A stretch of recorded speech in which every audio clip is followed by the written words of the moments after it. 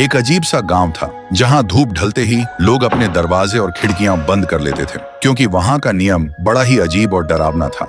रात के ठीक 12 बजे से पहले हर घर के बाहर मिट्टी के बर्तन में सबसे अच्छा खाना रख दिया जाता था, क्योंकि वहां के लोग कहते थे अगर किसी ने खाना नहीं रखा तो सुबह तक उस घर का कोई ना कोई सदस्य मरा हुआ मिलता और उसका शरीर बिल्कुल खाली होता। इसलिए डर के मारे लोग खाना रख देते थे। इसी गांव में थुंग थुंग नाम का एक आदमी रहता था। वो इतना कंजूस था कि एक दाना किसी को देने से पहले 100 बार सोचता था। लेकिन एक दिन थुंग थुंग ने एक भयानक तरकीब निकाली। एक रात उसने गोल गोल पत्थरों पर आटे का लेप लगाया और उन पर घी जैसा पीला रंग पोतकर बाहर रख दिया। फिर आधी रात के बाद थुंग थुंग को बाहर से कुछ अजीब सी आवाजें सुनाई दी। डर और जिज्ञासा के बीच वह धीरे से उठकर खिड़की के पास गया और बाहर झांक कर देखा। एक साया झुककर उन पत्थरों को चबा रहा था। देखते ही थुंग थुंग का गला सूख गया। तभी वह धीरे से अपना चेहरा ऊपर उठाती है और थुंग थुंग देखता है। वह एक औरत थी। उसका चेहरा बिल्कुल सफेद था और आंखें सीधा थुंग थुंग की तरफ देख रही थीं। और फिर एक पल में ही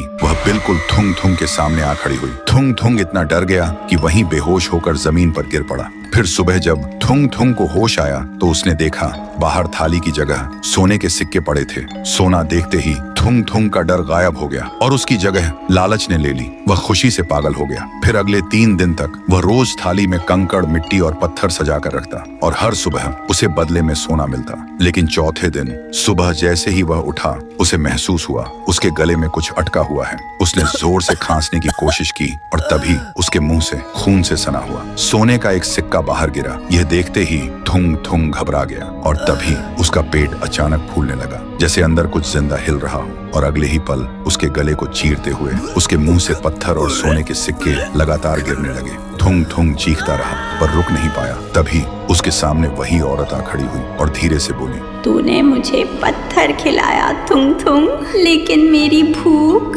तेरे लालच जैसी थी जो कभी खत्म नहीं होती। तभी थुंग थुंग का शरीर धीरे धीरे सख्त होने लगा और देखते ही देखते वह पत्थर बन गया। अब उसके चेहरे पर मौत का डर हमेशा के लिए जम गया था। तभी वह औरत उसके करीब आई और उसके कान के पास आकर बोली, याद रखना, आज रात 12 बजे तुम्हारे घर के बाहर भी एक थाली जरूर होगी, अगर तुम वीडियो को बिना लाइक किए चले गए तो।